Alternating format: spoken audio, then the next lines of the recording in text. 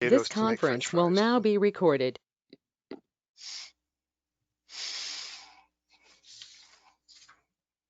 Okay, we'll call the meeting to order at 1:05. Looks like we have our full board in attendance. Creelman, Evans, Walker, and Butler from the community policing, and staff Nickel and Larry in the back lurking. So welcome everybody. Is there any declarations of conflict or pecuniary interest this afternoon? Nope. Okay, having none. Any additions to the agenda that was published?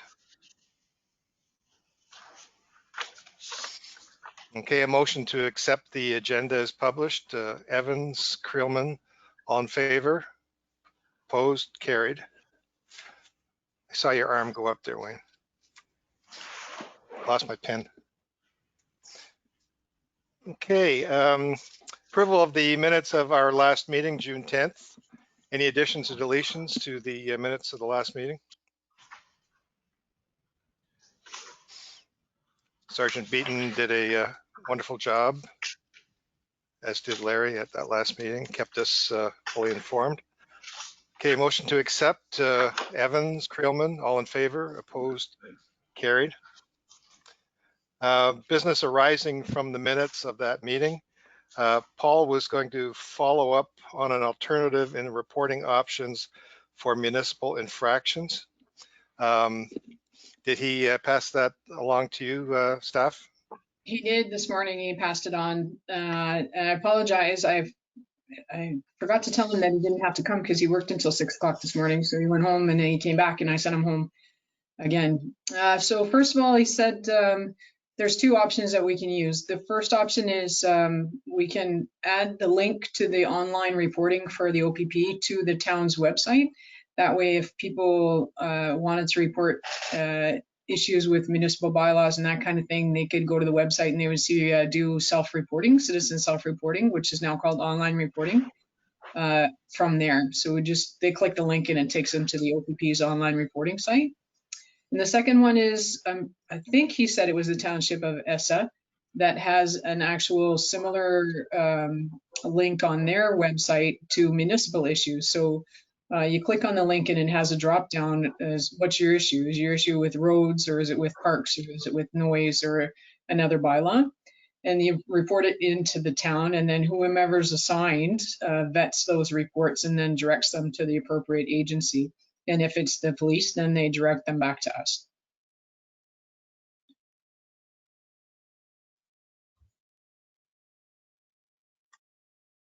Any questions to the staff on that? I think we do have the link, Shay, for the reporting on the town website.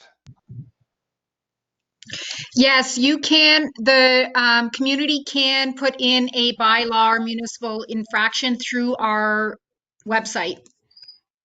And it comes through to a database, and then it's sent out or dealt with through there to whatever department. Yeah, I think we had the link to the OPP reporting on the website also. Did we not do that a couple months ago? Yes, Andrew has posted any of the links that have been sent from the sergeant on the website. Okay, so I think we're pretty good shape there. Any questions, Deputy Mayor? No, I'm fine. Okay, thanks for that report. Any follow-up on detachment board discussions, Deputy Mayor? I haven't heard anything, have you? No, we are still curious about the provincial government's intentions. They haven't made them apparent to us in terms of the detachment board versus our current model. I think everything's on hold unless somebody corrects me on that. Staff, you have any intel on that? The last I heard was probably 3 or 4 months ago, and what they had said that they were still working slowly away at stuff, but everyone should expect it to be delayed 6 months to a year. Yeah, it'll take that long to get everything straightened out in Dufferin County anyway, I think. So that's probably a good idea. It's fine by me. Okay. Any other matters arising from the minutes of the June 10th meeting? Very good. Moving along, the false alarm report, Shay. Hi there. Okay. So as of right now, in May, there was only 3 false alarms. June, we had 7, and July, there was 6. To date, that's a total of 59 false alarms. 53 first alarm letters have been sent out. 5 second alarm offense letters or warning letters have been sent out. And currently, I have 1 third alarm, which would, of course, be the $500 fee. That is to a corporation, but it hasn't been sent yet. And that's where we're at.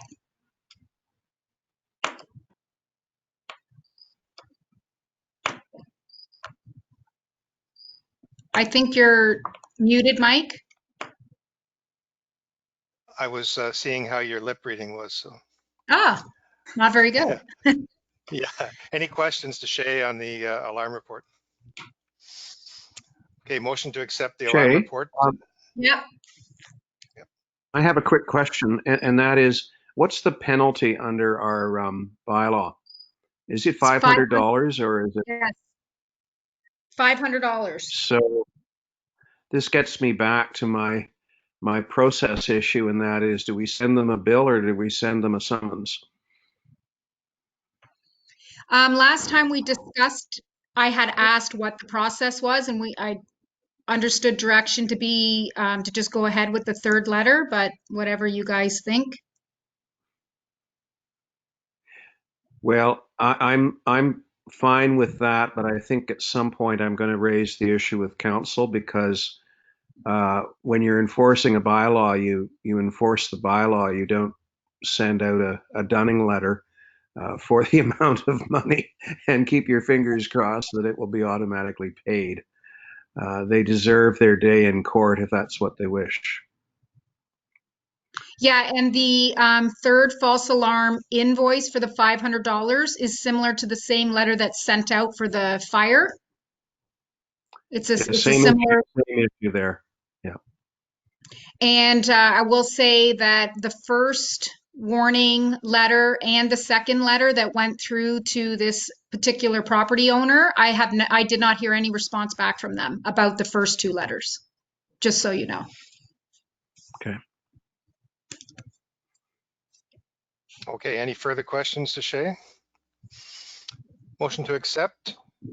Creelman, Evans, all in favor? Opposed, carried. Anne, welcome. Hi. Any report? No, I'm sorry. I've got nothing to report. I wish I did. Okay. Well, we'll see what happens in the months to come anyhow. Mm-hmm. Very good. Moving on to the OPP oral report. Thanks for sending through that year-end glossy report there, staff. That was a very nice document. Oh, good. Thanks. You're welcome. All right.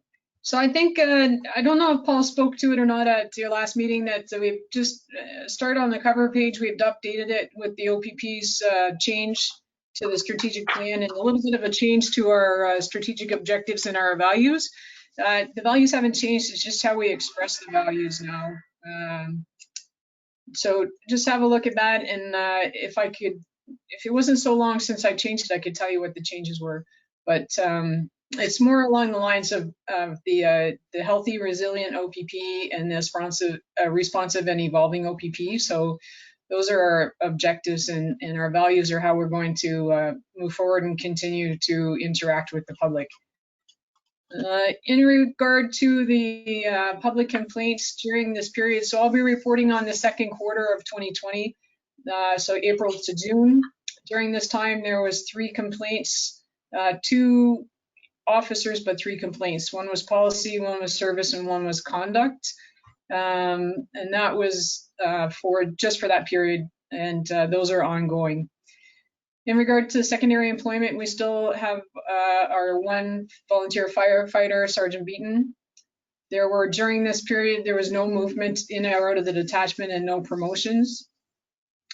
In regard to the detachment initiatives, there was 2 targeted media releases, and those were in regard to, if you may recall, in regard to the traffic collisions. The only collisions we were getting were car-deer collisions, and we we're getting 3, 4, or 5 a day. And then the other one was residential safety, and that was directed at folks when we're into stage 2 and stage 3 of the reopening, just reminding people to be cognizant of their home safety when they were going to be away. And because they weren't the only people that were out of work during COVID. All our break and enter artists were out of work as well. So those were the 2 releases. The crime and traffic campaigns, the Easter long weekend was focused on the big 4. There was limited offers and limited traffic. So there was very few numbers generated just because nobody was really going anywhere. And the Canada Road Safety Week and Canada Day long weekend were very similar. The Canada Day long weekend campaign was for seatbelts and restraints. And as you know, we have had a couple of collisions in Dufferin where the use of a seatbelt might have staved some serious injury and in 1 case of death. So we continue to see people who don't wear their seatbelts even after all these years and all the evidence that you should wear it. Detachment planning activities, we are still in pandemic mode here. However, I can give you an update from this quarter. During that time, we were still on lockdown of the facilities. Criminal record checks were being conducted online, and the only access to the building was for personnel and prisoners, and in some cases, we would hand out a completed criminal record check out the front door, but people weren't allowed in the building. So since then, we've graduated to the front lobby is unlocked. 1 person per visit to the front lobby. They're required to wear a mask, and our staff are required to wear a mask if we're going to be in the lobby interacting with the public. But if they're on the other side of the plexiglass, then the staff is not required to wear a mask in the building. During this period, our administrative personnel continued to be rotated 1 per week in the detachment and 2 at working from home. Since that time, we have been able to bring just this week 1 additional detachment administrative clerk back into the building. Because as you know, we have a number of tasks that we need to complete before the transition on the 1st of October. And we really do require all 3 of those administrative personnel in the building. So what we've done to mitigate that is they're assigned to their own workspace. So Ms. Eisner will be remaining in the front lobby, and only one of Ms. Pendleton or Ms. Hutton will be in the administrative office, and one of the other one, whoever chooses to move, will move over into the community services office. And that brings me to the community services officer. Because we're not going into schools right now because of COVID, the community services officer has been reassigned to the courts, and the court officer has been reassigned to acting sergeant on D platoon. So that's where we're at with that. Our continuity of operations plans was done this year by Sergeant Pickering. He did an amazing job on it, updated everything really well, and put it all in electronic form. And it was completed and submitted. They did extend our deadline into August. So we submitted it in August, and we had our tabletop exercise and our notification drill in August as well. Any questions before I move on? I may have a question at the end. No, you got to ask now. Oh, okay. I'm just kidding. Have we had any complaints about large gatherings, parties, or general bad behavior vis-a-vis COVID? Yes, we have, but not for our mono. Well, we did actually, right, Larry? We were getting them for the Smokey's Garage. Yeah, and Yeah, for Smokey's Garage, and then for the Mono Cliffs Park, right? And then a lot of people on the trail, right, off of Hockley Road on the trail. More recently, just one concern about a planned event, which I interacted with Fred Simpson on. and just to confirm the number of people, and just in case there was a complaint, because it was there was concern that there was going to be more than 100 people at an organized wedding, and but we never did receive a complaint about that. So Okay. those kinds of incidents have dwindled over the period, and they're between Amaranth and Mono, that's where we get most of the concerns and complaints from. And the outcome of those complaints, people warned or charged? No, we've laid very few charges. We've done a lot of the educational stuff, and like people usually disperse. And as far as the Smokies Garage, we can't get on the property lawfully to see how many was in there, so the homeowner is just warned about compliance. That's right. That's right. I've spoken to him personally. Yeah, so Larry said he spoke to him personally. Okay. And I do have a question about number of charges that have been made over the past, say, 6 months. And it has to do with a theory of mine regarding POA administration suggesting that we have a shortfall somewhere in the range of $100,000 in terms of fine revenue, which I don't think is correct, but I'm happy to raise that whenever it's appropriate. Yeah, I thought you're talking about part 1 and part 3 offenses notices, not the emergency Correct. act charges, right? Yeah, we'll speak to that at the That's end. correct. Just part 1. Part 3. Sure. Okay. Okay, sounds good. All right. So unless there's any other questions about the first bit, we'll move on. Okay. So on this report, you can see under the violent crime, there was 3 sexual assaults during this period, and there's been 6 year to date. There were 3 assaults during the period and 8 year to date, and then 2 other crimes against person and 3 year to date. So other crimes against person are your utter threats and that kind of thing. The sex assaults and the assaults are, for the most part, are domestic violence occurrences. And the sex assaults, I really can't get into too many details about them, but they're not stranger on stranger. But a kind of an alarming increase in the number of those. In regard to the property crime, there were no break and enters in Mono in the period, and only 1 break and enter in Mono year to date.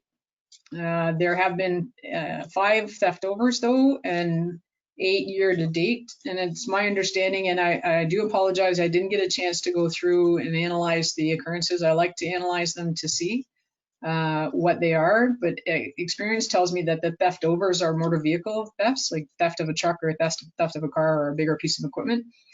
And the theft overs are usually the entries into vehicles and theft from mailbox and that kind of thing.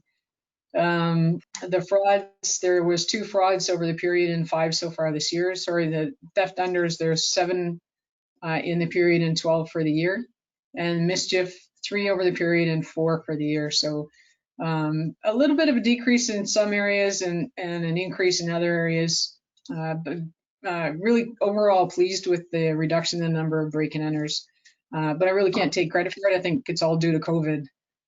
So in the drug crime, we do have 1 charge for possession, and that would be possession for more than a personal amount. There was no charges for importation or trafficking over the period. So when you get into the clearance rates, the violent crime clearance rate is 64.7%. Half of the violent crimes in the period were resolved, which means that there was a charge laid. The others would have been complainant declines to take part in, or there's insufficient evidence to proceed, or the investigation is ongoing, any one of those. Property crime and clearance rate is a dismal 10%. And the drug crime clearance rate is 100% because we had 1 and it was cleared by charge. Unfounded occurrences have been reduced again year over year from 9 till 5, with only 4 in the period. And criminal record checks, as you can see, a significant reduction in the number of criminal record checks.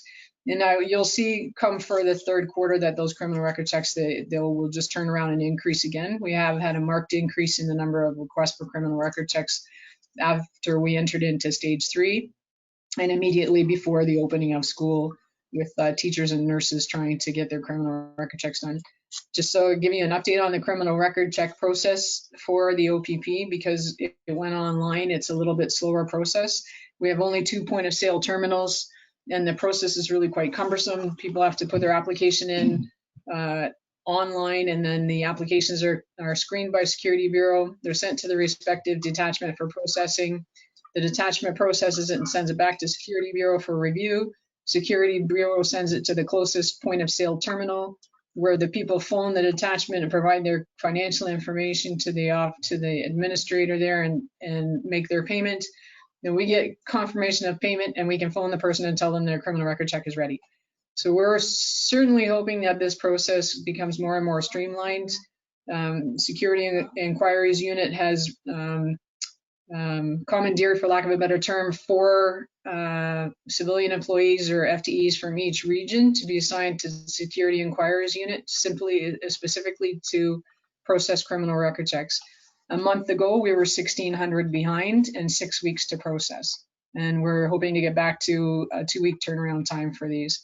And I can tell you that they will not come back to detachment. They will continue with the online process, and they're just trying to streamline that process right now. So is there any questions on the clearance rates or the property plan or the criminal record checks?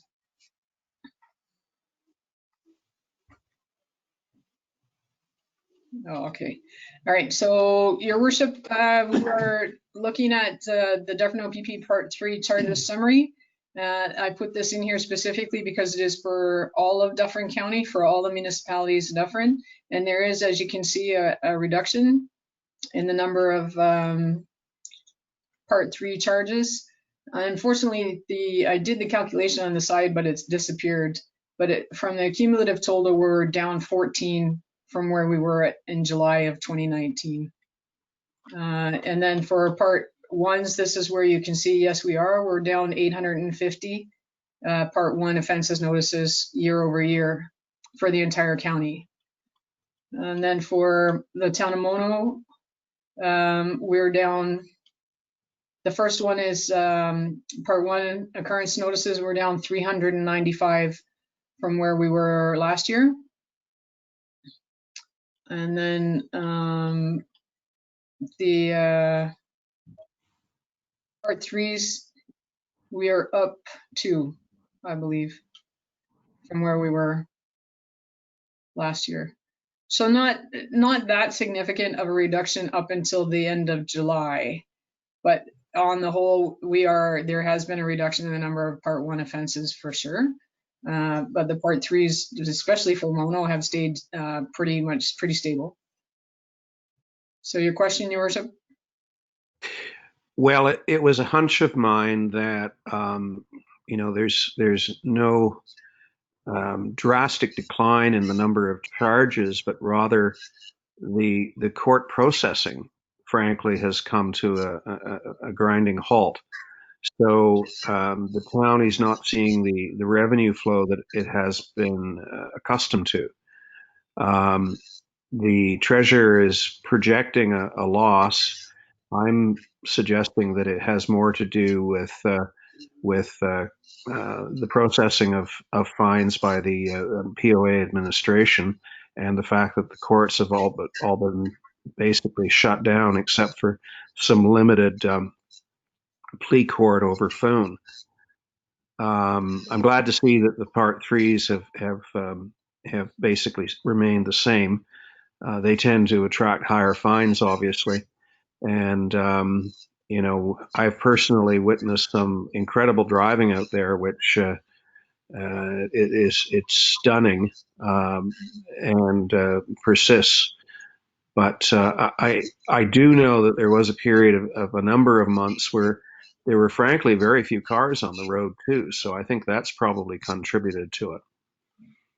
Again, this is all anecdotal and hunch based.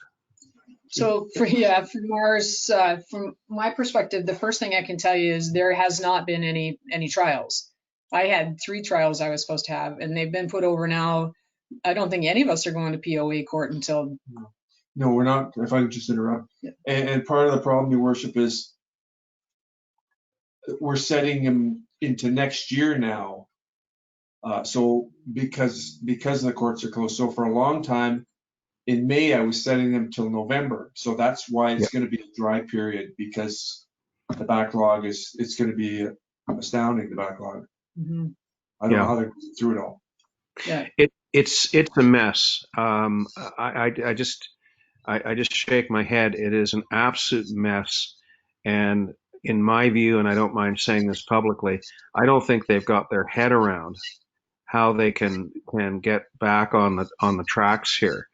And it's fine to presumptively adjourn matters to a future date and hang your hat on the pandemic, but at some point, some agent or lawyer is going to suggest that it's more than that. It's a systemic delay based on the incompetence of the courts to get their acts together, and I'm fearful that we'll lose charges.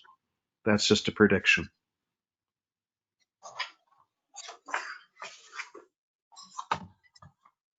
On that happy note. I don't know what to say, Your Worship. We just know what's happening on our end. We know that we're submitting the tickets, and we know that the number of stunt drivers is through the roof. And Larry's numbers there for July are coming up, and he got more in August. So we'll go to that. So Yeah, and I don't doubt it. Yeah. I don't doubt it. John, you would probably know this. Isn't there a legal length of time that people have for their charges to go to the courts, or is that only in more serious crimes? Well, the Supreme Court decision is, I believe, something like it has to be within 18 months, essentially, of when the charge was laid. Okay. There are circumstances where that can be extended, but I think, and I think the courts will have a certain amount of deference over the circumstances of COVID. But at some point, that deference is going to get strained if it can be argued that the court system has been not terribly well managed, and best efforts haven't been made to get matters to trial. Yeah, I can see legal counsel utilizing that, but anyway. They're sharpening their pencils on that, I can tell you. Yeah, I bet you. Yeah, I can see that. Thanks, John.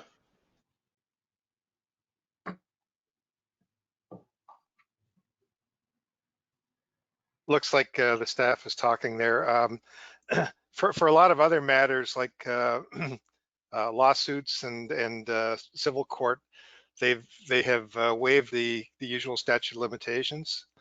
Our Lions Club was served with a statement of claim that was well over 3 years old and wasn't filed within the statute, but they have waived that. They've waived those dates, and they're allowed to proceed for a trip and fall. Welcome back, Steph. Of course, the time to trial rules don't apply to the civil side, but there definitely were timelines in terms of filing a claim, and all of those have gone out the window.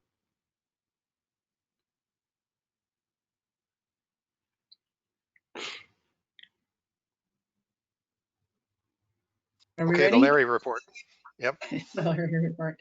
Okay, so we have the benefit of having 4 months worth of numbers for Larry, just because as you know, the POA court's not that busy, so they were able to get me the numbers right up away. So yeah, as you can see, the number of stunt drivers have totally risen over the period. And for August, Larry got 31. So it's like 2 or 3 a day, sometimes 4 a day that we're getting. And so you can see the numbers for the chart, and this is just for this year. And calls for service, Larry's had quite a few calls for service, and helping the guys out with a number of things that have been going on. And some of them are the pandemic complaints, right? And that kind of stuff. So pretty good. A lot of hard work going on there. And just include the graphs And it's kind of funny to see it's March in a dip rather than in a point, but you know, what can you do? Next year, it'll be a really big point. All right, and then Romaniac's numbers, similar. So just keep in mind that Romaniac works less hours. I have to always remember that Rick works less hours than Larry, so his numbers are going to be a little bit less too. So he has 33 calls for service, and he's got the 5 consistent 5 and 5 stunt drivers. So coming along pretty well. I think he's settled in pretty well and pretty comfortable here now, and knowing, you know, what's expected and where he's to be. And I don't know, Larry, do you have any comment? No. Larry said he's no good. Oh, Larry told me he was no good. Larry told you what? I was only kidding. He told me he was no good. I got it in an email. Yeah. I try to stay out of it. They're like brothers, like this, the 2 of them. So, Yeah. but Rick works afternoons. He's pretty consistent on afternoons. And it fills a good gap for us there. You know, when the shifts are changing and whatnot. So he works most of the time, works 12 p.m. till 10 p.m. for us, but he'll switch around and work different stuff when we want. So then those are Rick's calls for service that he assisted with. You guys are busy down there in Monowi. Yeah. The plane crash, he was very, that actually was not a mono call, but very much of assistance to us, because I didn't realize that Romaniac's a pilot. And the constable that attended this plane crash with him is also a pilot. So we had 2 pilots investigating a plane crash down in Amaranth. So that was an interesting tidbit for you. And there's the graph, kind of interesting. It's hard with the graphs for Rick because I don't have anything to compare year over year with. So collisions, this is the overall collisions for mono for Q1 for the last 5 years. So pretty consistent with 2016 through to 2018, and then a decrease from 2019. And then this is both quarters together. So still a decrease from all 5 years, and I would attribute that to COVID as well and less traffic. And the final one is the crashes for Dufferin for both quarters for the last 5 years, to show you the decrease in the number of crashes during the COVID period. So, and that's kind of anecdotally why I put it to the COVID, because just not as much traffic, so therefore not as much crashes until people start running into deer, of course. And that is what I have for you for the oral report. Hi, Staff Sergeant. I have a request from Mark Early that this report can be shared with council. Yep. Okay, great. Thank you. You're welcome. Okay, any oral update on the Orangeville and Shelburne changeovers? Sure, what do you want to know?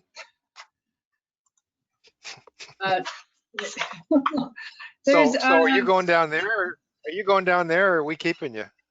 The idea is to share the time of the detachment commander, because it, you know, as you know, I have 5 other contracts in 6 municipalities, right? And everybody is, for lack of a better term, entitled to their service from the OPP. So it's my job to balance my time between both Orangeville and like the new municipality coming in and the remaining municipalities. But so in the interim, I was made acting inspector on August 1st. So that permitted us to have a staff sergeant instilled, an acting staff sergeant operations manager. So Kevin Convey started on the 10th of August as the operations manager, and he's handling most of the day-to-day operations here. As I get deeper and deeper into the planning for the transition day. You see the chart behind me there, that's half of it there. And then in front of me, I have a whole bunch of yellow sticky notes, and that's what I use to prompt my memory of what I'm supposed to be taking care of, so nothing slips off the table. So I expect that I will spend a great deal of time in Orangeville, commencing probably the 28th of September and right through to mid-October. And because we'll have officers from all over the region in helping backfill all the positions down there. So you may see officers that you've never seen here before quite a bit. And the idea is to have Primrose officers who are familiar with the county work in Orangeville to become familiar with Orangeville, more familiar with Orangeville, and have the officers from out in the region up in Primrose. And we're going to try and balance out the experience so that we don't have guys getting lost or, you know, heading down to the Luther Marsh when they're supposed to be heading out to Mono Cliffs or whatever the case may be. We're thinking that my favorite is thinking that they can get from Honeywood down to the Luther Marsh in 10 or 15 minutes, you know, so, which is not going to be easy, right? So there'll be that. And then on October 4th, Sergeant Beaton will be the other acting staff sergeant. So the structure of the new detachment is an inspector and two operations managers or detachment managers, one for each building, Primrose and Orangeville. And so during that transition time, Sergeant Beaton will be with me and we'll be managing the operations in Orangeville, and Staff Sergeant Convey will be here managing the day-to-day operations here in Primrose.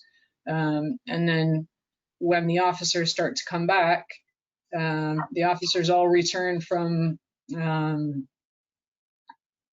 Provincial Academy. They finish there on the Friday night, which I think is Halloween or Devil's Night. And their first shift back is at 6 o'clock on the Monday morning, November the 2nd. So then there'll be a little bit of coaching there too. I plan on having officers, more than officers than necessary, to help coach those officers. Because while they know how to be police officers, they're not entirely familiar with OPP gadgets and technology. So that'll be what we'll want them to be familiar with. And then we'll send them on their way. As far as the actual hiring and members and stuff like that, they have until today at 4 o'clock to accept their offers of employment. And so I don't know for sure how many are coming over, so I'm not going to say, and there'll be a communication come out at some point in time once we know for sure how many are coming over. But there will be bumps in the road. We know that. We know to expect that. There was bumps in the road in Midland, and every amalgamating detachment, there's bumps in the road because you don't get as many people as they had. So we have to come up with strategies to make sure that we're providing the service that we've said we can, while we wait for people to get up to speed and get out on the road. So those are all the plans that we're working on right now. It's probably more helpful for me if you ask, and I'll tell you what I can answer. No, that's good, Staff. I guess at some point we'll be having another promotional board to fill the inspector's position then. Yeah, it was a topic of conversation today at we have a transition meeting every Wednesday, 11 o'clock transition meeting for OPP personnel, and then an 11:30 transition meeting for Orangeville, town of Orangeville. And it was brought up this morning. So where the OPP is in general with the promotional processes, in March, they canceled all promotional processes and withdrew a number of positions that had been advertised. A new promotional process was developed with input from a number of levels of the OPP, as well as human resources professionals and professionals outside of policing. And in August, the OPP launched the non-commissioned officers promotional process. And we're working through that right now, and they're working through a number of competitions that have been posted. So in the interim, they have not posted the commissioned officers process. And I don't think that we'll see that until November. And then once that process is there, then they can host a competition for this detachment. So it's not a matter of holding off on hosting the competition because it's different. It's because there's no commissioned officer competition across the province right now until the new process is instituted. So what you can expect to see is an acting inspector here, most likely until January or February.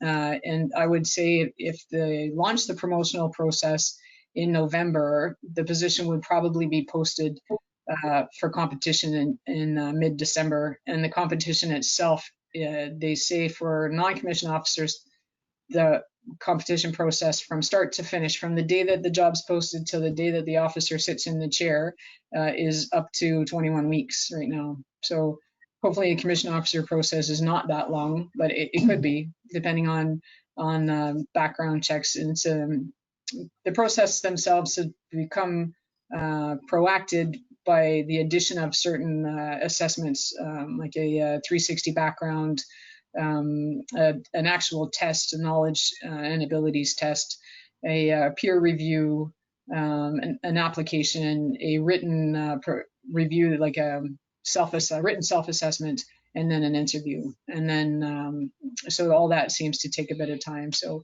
I would say best guess for the installed inspector, right before Shelburne comes over in February. That's my best guess. Okay, we'll start studying now. I'll have time to Okay, study. yeah, right. Okay, any other questions on the OPP report? Okay, motion to accept the OPP report. Evans, Creelman, all in favor? Opposed, carried. That takes us to correspondence. All we have is the notification that we do have that joint police board meeting coming up on October 23rd. That's going to be a virtual meeting, and it is going to be comprised of some training components from Dwayne Sprague from the ministry, as well as another report on something. I can't recall what it was. So I'll be on that, and if you can let Shay know whether you're available and want to be included in that virtual meeting, just let her know.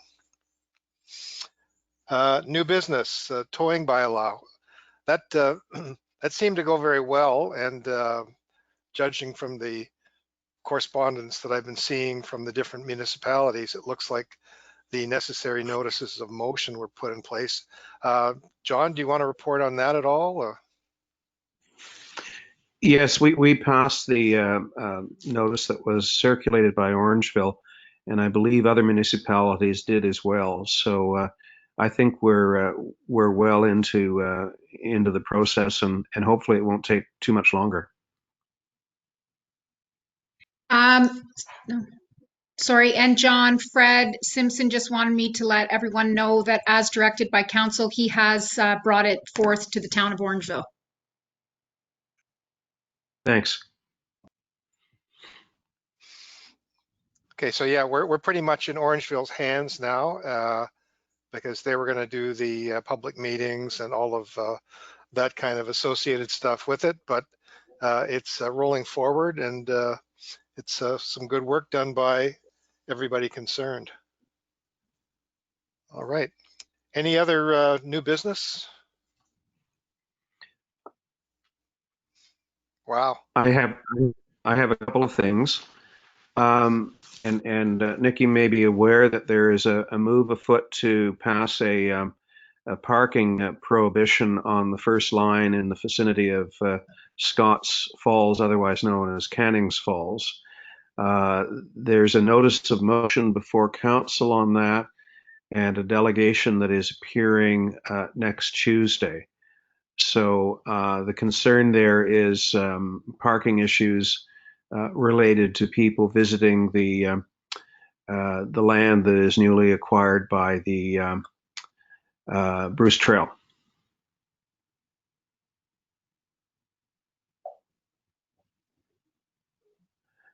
Did I get that? That must be the Sinclair family that's going to be there doing the deputation, I would think. Yeah, and I tried to fast track it at the last council meeting by suggesting that we didn't really need to hear a delegation, because I think we're all in favor of this. But Fred insisted that the Sinclair family wanted to appear to make its pitch, so they will be doing so on Tuesday. Very good. The other bit to report is that my motion to reduce the speed limit on the Hockley Road in advance of the intersection with Airport Road passed, and the new signage is installed, and the individuals who live in proximity who have had such a difficult time pulling out of their own driveways are quite excited and very happy with that. The measure was opposed by county staff, but I think on balance we did the right thing. And ironically, ever since I've been coming across county roads everywhere where there's inexplicable speed limit reductions, presumably for less reason than on a stretch of road with blind curves and difficulty for people getting up onto the road safely. So that has gone ahead, and I don't know if there's been any enforcement down in that area of late, but certainly the residents would love to see some additional enforcement, if possible, on the Hockley Road.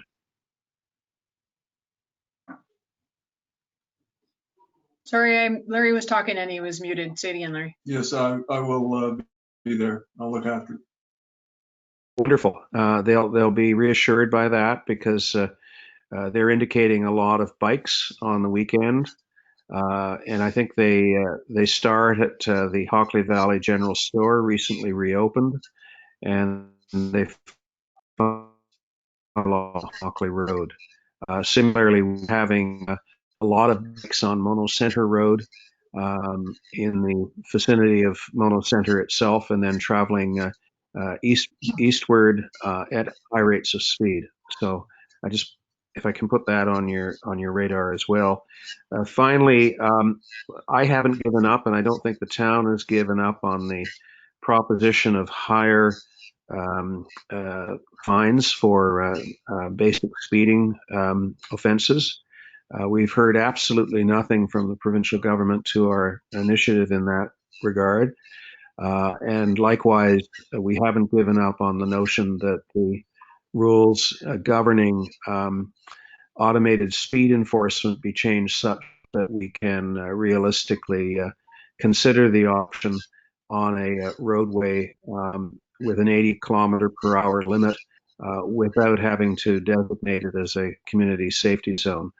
Those are the two current limitations to us even thinking about the idea.